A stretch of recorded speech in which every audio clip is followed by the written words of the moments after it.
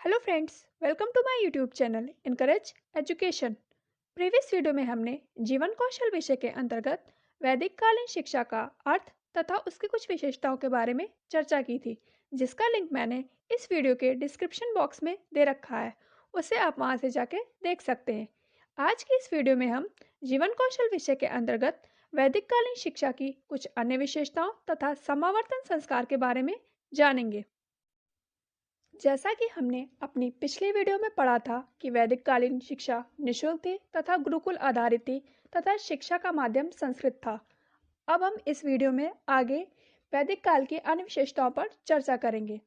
वैदिक कालीन शिक्षा वास्तव में दो भागों में विभाजित थी। पहली धार्मिक, दूसरी सांस्कारिक। धार्मिक शिक्षा से आशय ऐसी शिक्षा था जो धर्म पर आधारित थी। इस शिक्षा में विद्यार्थी गुरुकुल में जाके चारों वेदों का अध्ययन करता था। सांसारिक शिक्षा से आशय ऐसी शिक्षा थी जो संसार में रहने की कला विद्यार्थियों को सिखाती थी। वैदिक कालीन शिक्षा के अंतर्गत छात्रों को गुरुकुल में अत्यंत अनुशासनपूर्ण जीवन जीना होता था। वैदिक कालीन शिक्षा में अनुशासन का अर्थ था स्वयं पर नियंत्रण रखना।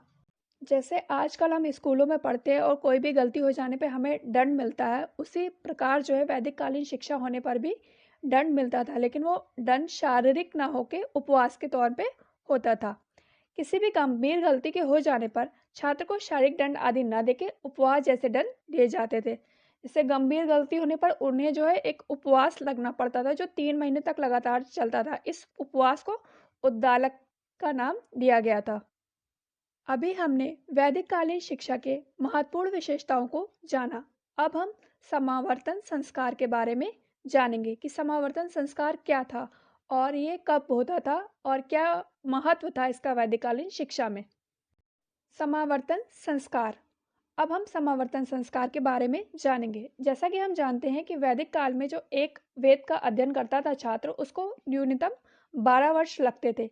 मतलब 12 वर्ष की अवधि के बाद विद्यार्थी जो है आश्रम से विदा लेता था और अपने गृहस्थ जीवन में प्रवेश करता था। जब विद्यार्थी जो है आश्रम को छोड़ के गृहस्थ जीवन में प्रवेश करता था, तो जब उसके विदा लेते समय वहाँ एक संस्कार होता था जिसे समावर्तन संस्कार का नाम दिया गया। समावर्तन संस्कार के बाद जो है छात्र गुरुकुल में गुरु से विदा लेता था तथा जो है गृहस्थ जीवन में प्रवेश करता था। यह संस्कार जो है आज के दीक्षांत समारोह की तरह होता था। जैसा कि हम जानते हैं कि वैदिक काल में एक वेद के अध्ययन करने में न्यूनतम 12 वर्ष की अवधि लगती थी। कुछ छात्र जो है एक वेद का अध्ययन करने के बाद गृहस्थ जीवन में प्रवेश करते थे, जबकि कुछ छात्र जो है चारों वेदों का अध्ययन करते थे। जो छात्र एक वेद का अध्ययन करके गृहस्थ जीवन में प्रवेश करते थे, उनको गुरुकुल से विदा दी जाती थी तथा उनका समावर्तन संस्कार किया जाता था। लेकिन जो छात्र आगे वेदों का अध्ययन करना चाहते थे, वह अपनी पढ़ाई जारी रखते थे। अपने वीडियो के इस भाग में अब हम ये जानेंगे कि महिला शिक्षा की दशा कैसी थी वैदिक काल में और गुरु किस पद्धति का प्रयोग करके शिक्षार्थियों को शिक्षित करते थे तथा गुरु और शिष्य का संबंध कैसा था। पहला, महिला शिक्षा की दशा। इस काल में महिला शिक्षा की दशा बेहतर थी। शिक्षा पूरी तरह मौखिक थी। इस समय जो है गुरु जो है मौखिक व्याख्यान देता था, लिखित परीक्षा जो है इस टाइम प्रारंभ नहीं हुई थी। कक्षा नामक पद्धति की शुरुआत। वैदिक काल से ही हम कक्षा नामक पद्धति की शुरुआत को मानते हैं। अनुकरण मनन रटन विधि द्वारा शिक्षा। इस काल में शिक्षार्थी अनुकरण करके रट के जो है शिक्षा को ग्रहण करता था तथा वह जो है चीजों को याद करता था तथा फिर अपने गुरु को बताता था।